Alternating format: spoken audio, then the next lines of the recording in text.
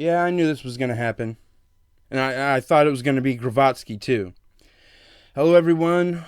Welcome to the Boxing Observer Podcast. I'm BOP or BOP. Whichever one, doesn't make a difference to me. I knew this was going to happen.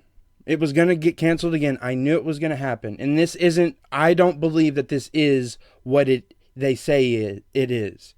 I think Glowacki got the I'm too fat to fight at cruiserweight limit virus. That's what I think he caught.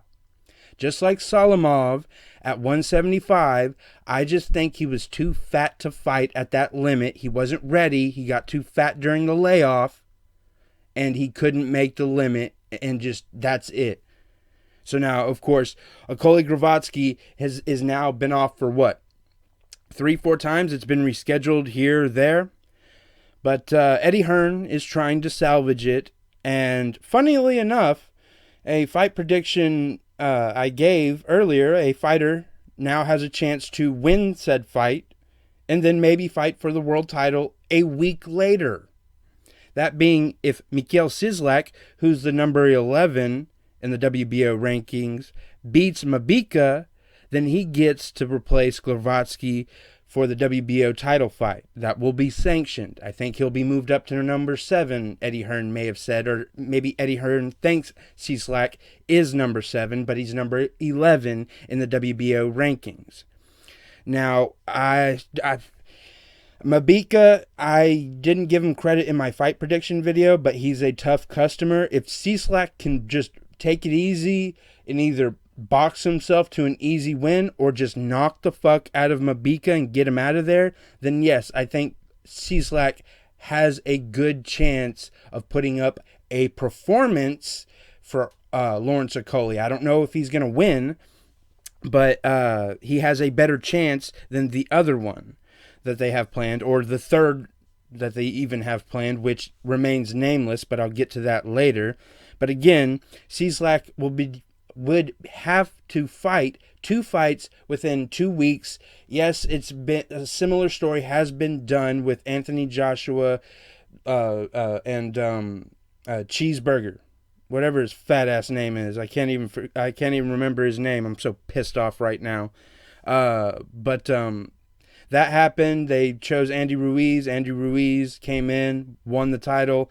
Now, could that happen with Sislak? Sislak does have the world championship experience. He lost against Ilunga Makabu, quote-unquote lost. You can check the fight out and see who really won it. And then, everybody in the crowd already knew Makabu was going to win the title even before stepping foot and even before the bell even rang. So this is Sislak's second opportunity for a title. Maybe if he beats Mabika, or if he limps in a victory with Mabika, I don't think he's going to take the fight. If he is, then he's just going to get knocked out by Okolie. There's going to be very little to choose from, but at least Okolie would win a world title, right? And I'm not demeaning anything with Okolie. Okolie has been patient. He's worked his way up to the WBO title, and hopefully they will find some way to get it sanctioned. Another option is Nikodem, as Eddie Hearn said. This is fucking hilarious. Nikodem Jezewski? For fuck's sake. Anyways, it's Nikodem Jezewski who's fighting Yuri Kalinga on the 11th, which I don't think that's a real possibility. Now, is it, Eddie? Are you talking about buying out Yuri Kalinga, maybe setting him aside for a future date for Nikodem Jezewski, which Nikodem Jezewski and Mikhail Sislak have faced each other to a no contest due to both of them failing drug tests. So both of these, and they are Polish fighters just like Glowacki, but I don't know if Glowacki was just like, hey, get one of these 2 assholes out of my way to replace me, and we'll be good. I don't know if that was actually why Eddie Hearn mentioned those 2 names of Jezewski and Sislak, but they both have fights coming up. I don't know how that's possible, how they're going to get Jezewski out of his fight, again, with Kalinga on the 11th, and the fight would have to take place on the 12th. And Yuri Kalinga is not the same style as Lawrence Okolie, and Taylor Mabika, is not the same style as Lawrence Okolie. So Cieslak and Krzysztof would be fucked, and the title would basically be a gift to Okolie. Again, he's worked for it, and you hate these situations. But the WBO could possibly sanction the fight with someone ranked also in the top 25 of their rankings.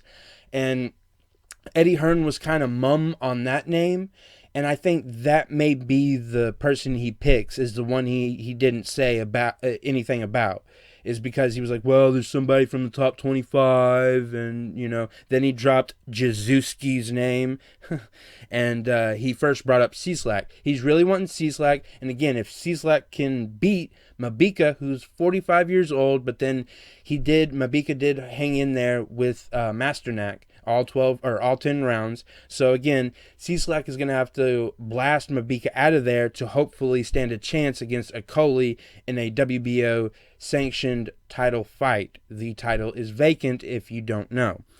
Oh my goodness. I have no clue what's going to go on. For Okolie's sake, I hope he gets a shot at a credible opponent for the world title, or at the very least, his first defense is against Glowacki. And Glowacki, drop some fucking weight, because I know you're not sick, dumbass. You fat, bald fuck. Gosh dang it, I knew it was going to be him. I fucking knew it. As soon as Solomov came off talking about that shit, I fucking knew it was going to be Glowacki next. And no, they're not from the same country. I get that, but it's the same Eastern European, and it's the same fucking excuse we've been hearing every single time. And same with Eleider Alvarez. And then, Eleider got his ass whooped by Joe. So, anyways, that's the news. I'm bummed out. I guess I'll let you know if the fight even takes place, or if they have a replacement fight. I don't even know if I'll do an announcement on that, if it's not even a cruiserweight fight. Maybe they'll throw in Riakporhe. Riakporhe is actually ranked in the top 10 or top 15, so maybe that will happen. I don't know. I highly doubt it. I guess that they're waiting for somebody outside of the UK. I have no clue. I'm just spinning my wheels now. Anyways, let me know what you think down below, because YouTube likes that. They also like the thumbs up and the subscribers. I just hope I bring something informative and possibly entertaining. Y'all take it easy. Later.